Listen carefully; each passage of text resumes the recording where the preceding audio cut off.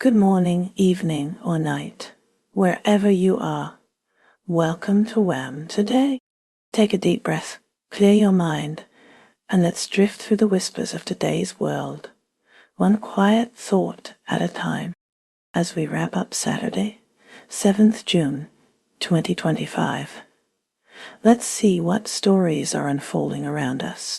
China is intensifying its role as a global mediator, proposing peace plans, hosting discussions, and deploying peacekeeping forces, marking a departure from its previous non-interference policy, driven by growing economic and security ambitions.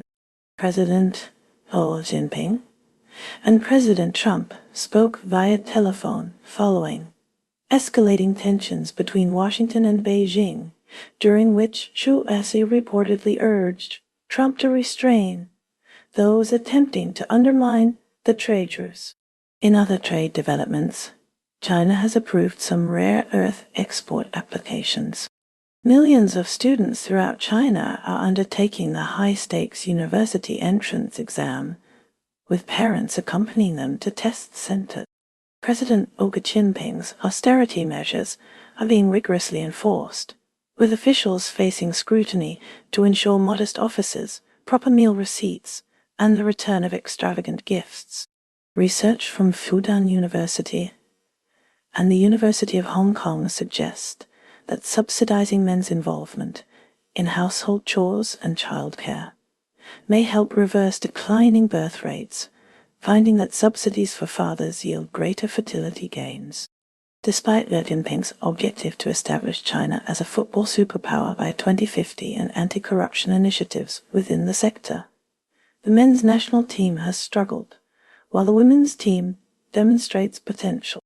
Historian Wang Gongwu examines China's transformation from an ancient civilization to a modern nation-state, emphasizing revolution, reform, Deng Xiaoping's legacy, and the challenge of creating a contemporary, distinctly Chinese culture. In Baisha, farmers are transitioning from sorghum to green plums to meet the increasing demand for plum-flavored liquors among younger consumers. The Chinese consulate in Chicago lodged a stern representation with the U.S. after 2 Chinese researchers were charged with illegally importing a toxic fungus, with China criticizing the U.S. for political manipulation. Chinese universities are implementing AI rate requirements in the seas to combat academic misconduct, sparking concern among educators about the unregulated use of AI in scholarly work. Turning to Hong Kong, the region is attempting to revitalize its tourism sector by rebranding itself as an events capital, emphasizing concerts and trade shows to attract high-spending tourists and diversify beyond mainland Chinese visitors. Meanwhile, in the United States, President Trump has scheduled a call with Xi Jinping, signaling potential new trade talks in London amidst continuing tariff disputes. The Pentagon is concerned about China's increasing military training aid and arms sales in Africa, which could erode US influence. General Michael Langley noted that the PLA is replicating its training programs for African personnel. Tianyanmen, connected to the Chinese Communist Party, received VIP treatment at a Trump crypto dinner, raising questions about the administration's approach to visitors from China. Tianyanmen is a member of an advisory body of the CCP. Gillian Sackler, a philanthropist, defended her late husband Arthur Sackler's legacy, insisting he should not be blamed for the opioid crisis linked to Purdue Pharma. Xu was honored by the China Institute for contributions to U.S.-China relations.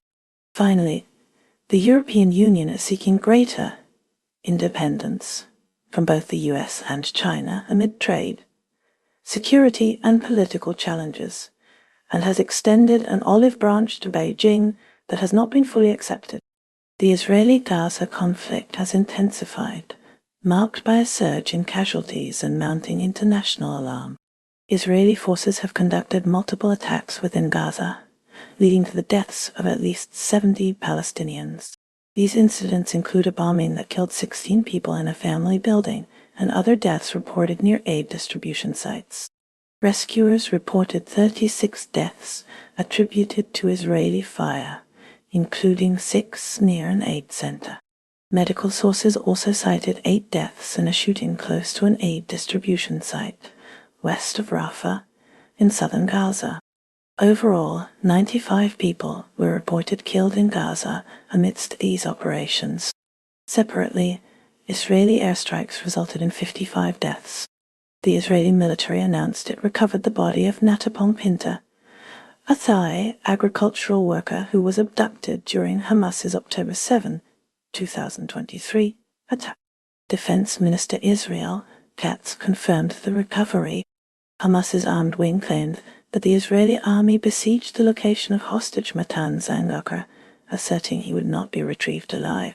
Meanwhile, Israelis are demanding the return of captives, and Europeans are rallying for an end to what they describe as the Gaza genocide. Hamas warned that the fate of a captive in a targeted area will depend on the Israeli military's actions. Parents in Gaza are struggling to feed their children due to Israeli restrictions limiting aid. An aid boat carrying 12 activists, including Greta Thunberg, was approaching Gaza to raise awareness about the plight of Palestinians. Israel reported record weapons sales abroad during the conflict, reflecting efforts to develop new markets amidst ongoing hostilities. Some reports suggest that Israeli aggression and expansionism indicate inevitable failure rather than strength. United States. Donald Trump warned Elon Musk of very serious consequences if Musk funds Democratic candidates or penalizes Republicans who supported a controversial spending bill. Trump's warnings followed disagreements with Musk, including Musk's criticism of Republican budget legislation and the revival of allegations regarding Trump's ties to Jeffrey Epstein. Furthermore, Trump deployed 2,000 National Guard troops to Los Angeles to suppress protests against ICE immigration raids.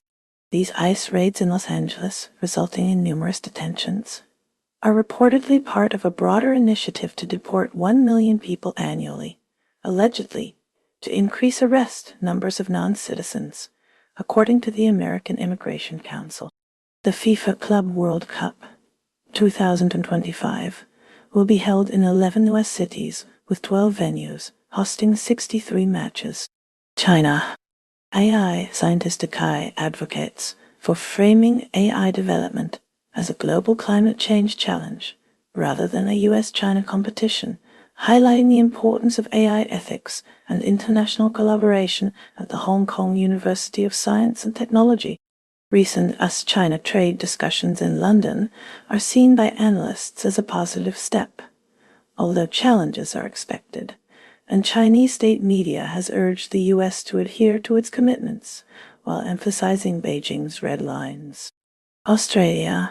While serving as immigration minister in 2014, Scott Morrison sought advice on preventing asylum seekers in offshore detention from accessing abortions. Documents show his intent to deny transfers to the mainland for terminations before 20 weeks gestation, overriding medical advice in at least one case. Liberal Party member Tim Wilson supports working from home, citing increased productivity among happy workers. The NSW Liberal Party is reviewing legal options after a close election in Bradfield, where Giselle Kaptirian narrowly lost. Wilson hopes for Kaptirian's future role in the party. Erin Patterson is on trial, accused of poisoning relatives with death cap mushrooms in July 2023, leading to 3 deaths. She testified in week 6 of the trial. Togo. Architect Essie Farida Giraldo of Lomé voiced concerns about the impact of Donald Trump's travel bans on Togolese citizens. She believes these bans, affecting Togolese individuals who rely on the U.S. for employment and financial support, will likely encourage Togo to seek stronger partnerships outside of the United States. Vatican. The article explores whether an American pope could utilize as fundraising strategies to address the Vatican's financial difficulties. Ukraine is reeling from a barrage of Russian attacks on Kharkiv, resulting in at least 6 fatalities, 4 within the city limits, and numerous injuries. The assaults, employing drones, missiles, and guided bombs, notably aerial glide bombs, mark what has been described as Russia's most potent strikes thus far. The U.S. intelligence community foresees continued Russian offensives in response to Ukraine's recent drone attack, the specifics of which were shared by Volodymyr Zelensky in a recent interview. Meanwhile, in Russia, the Kremlin is minimizing the effects of the Ukrainian drone attack, while Russian military bloggers report substantial damage, including to aircraft capable of carrying nuclear weapons. Despite the strengthening relationship between Putin and Xi, Russian counterintelligence is growing increasingly wary of Chinese espionage, with Russian spies actively analyzing data from China's WeChat, fueled by concerns surrounding foreign messaging applications and WeChat's reportedly weak encryption. In a separate development, the New York Times acquired classified Russian intelligence documents, including a directive from the FSB, after they were advertised online by a cybercrime entity. Following Russia's invasion of Ukraine, a wave of young Russians sought refuge in Germany and have since become engaged in local political activities. Japan and the European Union are forging a competitive alliance focused on strengthening their company's competitiveness through trade and economic security collaboration. Yet, Japan and the United States remain at odds over tariff matters, according to Tokyo's chief negotiator.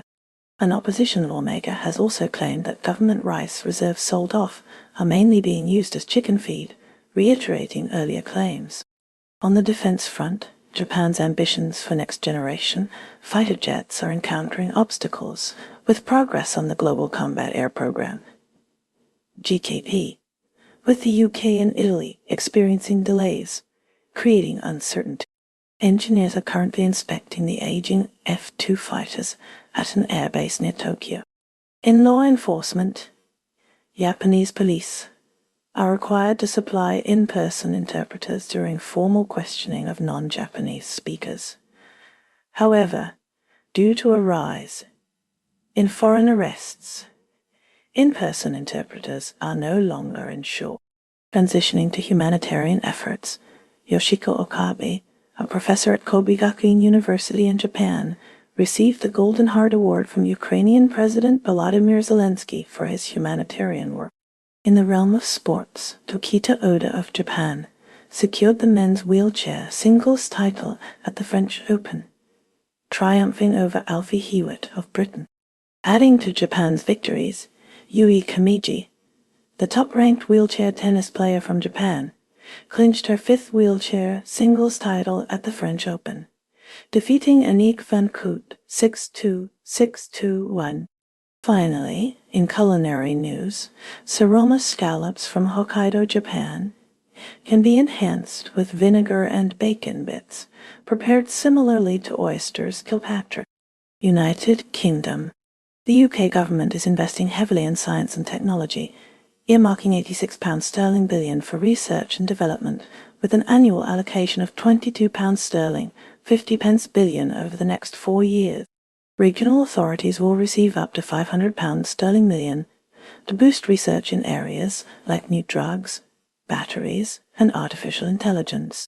However, the comprehensive AI regulation bill has been delayed by at least a year to allow for a more extensive approach addressing safety and copyright, with Technology Secretary Peter Kyle planning to introduce it in the next parliamentary session. In other news, Zia Yusuf has rejoined Reform UK as the leader of a DOGE team, after resigning from his position as chair just 2 days prior. Ukraine and Russia are exchanging accusations over the delayed prisoner of war exchange. Moscow claims Kyiv is intentionally postponing it, while Ukraine alleges Russian manipulation. Russia also conducted a major overnight attack on Kharkiv. Meanwhile, Ukraine is conducting undercover operations within Russia deploying agents to strike targets deep within Russian territory. Ukraine's strategy involves innovative drone attacks, which have been continuously developed and refined throughout the war. Russia is also building a large-scale drone army. Ukraine's Operation Spider's Web, which smuggles drones to target Russian air bases, offers strategic insights applicable to potential conflicts elsewhere. Palestinian State Recognition Conference, originally intended to advocate for Western government recognition of a Palestinian state, a conference in New York has scaled back its objectives to focus on establishing steps toward recognition. Notably, the UK and France will not recognize Palestine at the meeting. India's astronaut Shukla is preparing for launch on the Axiom 4 mission, slated for June 10. The mission aims for a 28-hour journey to the International Space Station, where Shukla and his crew will perform food experiments for Israel. Turning to Canada, Prime Minister Mark Carney has voiced his support for India's inclusion in the G7 summit. He highlighted India's standing as the world's 5th largest economy. This endorsement came after criticism regarding Carney's invitation to Prime Minister Narendra Modi for the G7 summit. In the U.S., the Deputy Secretary of State has reaffirmed the nation's commitment to assisting India in its counterterrorism initiatives. This assurance was given during a meeting with an Indian delegation.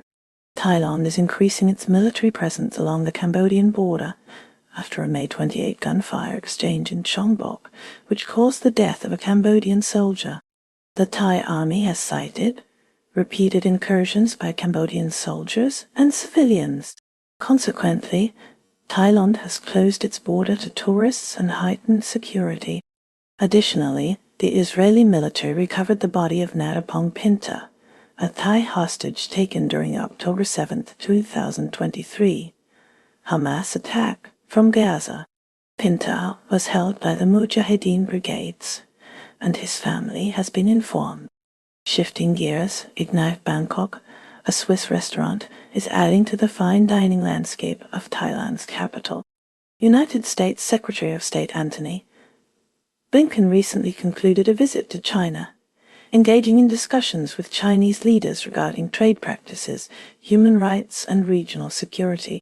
The United States also announced new sanctions targeting individuals and entities involved in cyber attacks and ransomware schemes. In economic news, the Federal Reserve decided to hold interest rates steady, citing concerns about inflation and economic growth. Turning to Canada, Prime Minister Justin Trudeau addressed Parliament regarding the ongoing wildfires and the government's response efforts. Canada is also grappling with rising inflation, prompting discussions about potential measures to alleviate the financial strain on citizens. The Canadian government unveiled new initiatives to support Indigenous communities, focusing on healthcare, education, and infrastructure. South Korea has elected Lee Jae-myung as its new progressive president from the Democratic Party. This follows a snap presidential election in a nation facing deep divisions. President Lee is tasked with uniting the electorate and steering the democracy through a period of crisis. His foreign policy is expected to balance economic interests with security concerns. Specifically, he will likely adopt a more cautious approach regarding Taiwan. This involves prioritizing economic relations with Beijing. However, military cooperation with the US and Japan will remain unchanged. Turning to Canada, Prime Minister Shigeru Ishiba is preparing to host the upcoming G7 summit. The summit will be an opportunity for international collaboration on pressing global issues. A key event will be the anticipated meeting between Prime Minister Ishiba and South Korean President Lee Jae-myung. France is actively engaged on multiple fronts, both domestically and internationally. President Emmanuel Macron is scheduled to visit Greenland this month, a move interpreted as a demonstration of EU unity and a challenge to President Trump, aimed at reinforcing European sovereignty. France is also set to host a UN summit where world leaders will convene to tackle the escalating crisis in the oceans, addressing threats such as overfishing and climate change. Domestically, amid parliamentary gridlock, the French government is prioritizing historical injustices, launching initiatives focused on recognition and reconciliation. The United States saw President Donald Trump authorize 2,000 National Guard troops to deploy to Los Angeles. This deployment was in response to protests against immigration enforcement actions. ICE raids led to at least 45 arrests. Agents reportedly pulled individuals from stores and businesses, sparking criticism. California Governor Gavin Newsom condemned the troop deployment as purposefully inflammatory. Newsom also disapproved of the ICE raids. Los Angeles Mayor Karen Bass also voiced strong disapproval of the immigration enforcement tactics. Newsom warned that the troop deployment would escalate tensions. Iran has strongly criticized Donald Trump's proposed travel ban. The Iranian government views it as discriminatory. Officials argue the ban violates international law. They see it as evidence of a racist mentality within us policy. The ban specifically targets Iranians and citizens of several other Middle Eastern and African nations. This action, according to Iranian officials, demonstrates a deep hostility towards both Iranians and Muslims. Pakistan and Saudi Arabia are set to deepen their strategic cooperation, pursuing a shared vision that reflects the ambitions of their respective leaderships and populations. Adding to Pakistan's challenges, a growing number of its citizens are embarking on increasingly risky voyages to Europe. Smugglers now favor extended and hazardous routes from Pakistan to Spain, often via the Canary Islands. A recent, devastating incident saw 44 Pakistani migrants lose their lives after a failed crossing from Mauritania, highlighting the complex operations and tragic outcomes associated with these human smuggling operations. China is becoming a more popular destination for African students due to several factors. Many African students, like Ghanaian student Helen Dekiem, now prefer Chinese institutions. Dekiem is enrolled at the China Pharmaceutical University. Visa restrictions in the West, particularly those enacted by the Trump administration, may have contributed to this shift. Afghanistan is teetering on the brink of a severe water shortage in Kabul, with potential ramifications for its millions of residents. Rapid urbanization and climate change have drastically lowered aquifer levels. A Taliban official has extended amnesty to Afghans who fled the country, urging them to return home. Turning to Canada, Prime Minister Justin Trudeau announced new measures to combat rising inflation rates. The plan includes targeted financial aid for low-income families and investments in affordable housing. This initiative aims to alleviate the economic strain on vulnerable population. In France, President Emmanuel Macron is facing renewed protests over proposed pension reforms. Unions have organized nationwide strikes, disrupting transportation and public services. The reforms aim to raise the retirement age, sparking widespread discontent. The United States saw Kilmer Armando Abrego Garcia, a Maryland resident, extradited from El Salvador to face criminal charges. Garcia, once shielded from deportation, had been detained in a Salvadoran prison since March 15. Germany reaffirms its strong support for India in combating terrorism. Foreign Minister Wadeful seeks to deepen the India-Germany strategic partnership. This partnership is founded on shared democratic values. It also emphasizes a commitment to a rules-based international order. The activist aid ship Madeleine, associated with the Freedom Flotilla Coalition, is nearing Gaza after its arrival at the Egyptian coast. The Freedom Flotilla Coalition, created in 2010, stands in opposition to the Israeli blockade that restricts humanitarian aid to Gaza, a blockade which started on March 2 and has seen only partial easing. Yemen is seeing increased tension as Saad bin Atef al-Awlaki, the leader of al-Qaeda in the region, and a U.S. wanted individual, threatened former U.S. President Donald Trump and businessman Elon Musk. Al-Awlaki's threats are reportedly linked to the ongoing conflict between Israel and Hamas in the Gaza Strip. He also openly challenged the Houthis' leadership role within the resistance efforts. Poland is currently seeing Karol Nawrocki, a nationalist historian and Eurosceptic, facing a polarized political landscape. He is supported by Donald Trump. Nawrocki is dealing with a cohabitation government led by Prime Minister Donald Tusk. Shifting focus to Canada, the nation's wildfire season is starting with intense blazes, particularly in British Columbia and Alberta. Air quality alerts have been issued. Resources are being stretched thin as multiple fires burn simultaneously.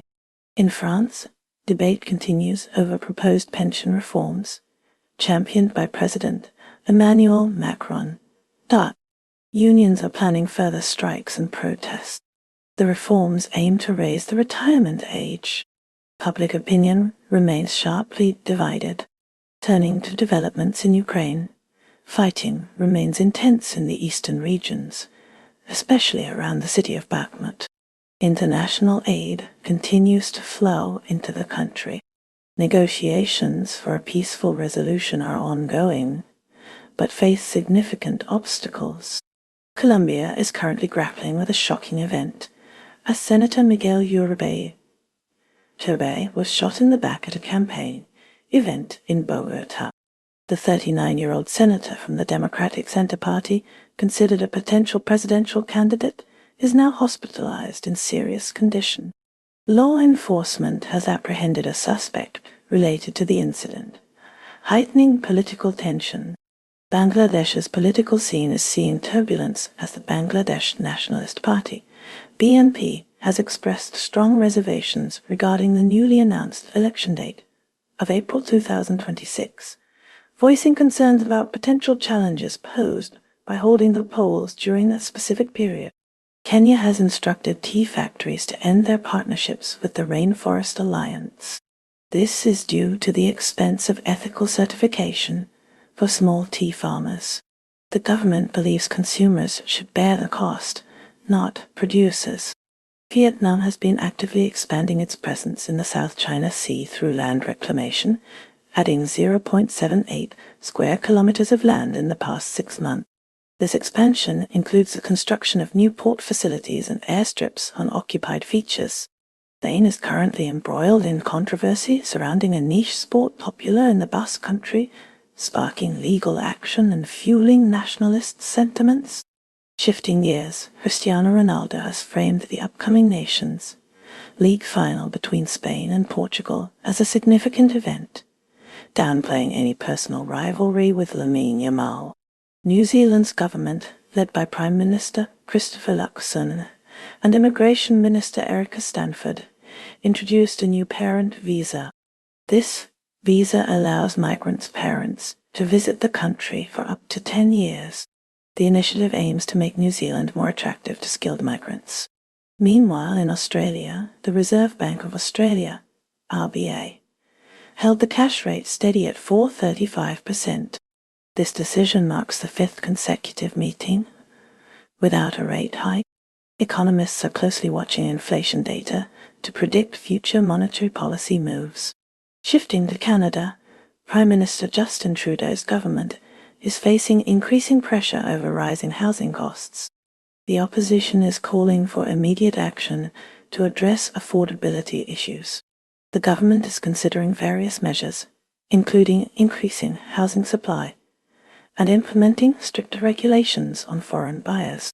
Tensions are escalating in the South China Sea, where the Philippines observed a Chinese Coast Guard vessel loitering near Zambales province within its exclusive economic zone, a move seen as a deliberate signal from Beijing. Shifting to Europe, French President Emmanuel Macron is scheduled to visit Greenland, a trip he characterizes as essential to fostering European unity amid rising concerns about the United States' influence, particularly in the Arctic. Across the globe in Asia, Princess Kako of Japan received the highest order of the state of Sao Paulo, Brazil, during her recent 11-day visit. Meanwhile, in Singapore, a 32-year-old individual received a 14-month prison sentence for acts of animal cruelty, including throwing 2 community cats from buildings in Ang Mo Kio, reflecting increasing alarm and legal action regarding animal mistreatment. In Romania, the Bucharest Gay Pride March marked its 20th anniversary, set against a background of escalating animosity from right-wing factions toward the LGBTQ community. And that's a wrap for today's news, because even headlines need a nap. Stay curious, stay kind, and let the noise fade as you find your quiet. Take care, stay awesome, and I'll see you next time on WHAM Today.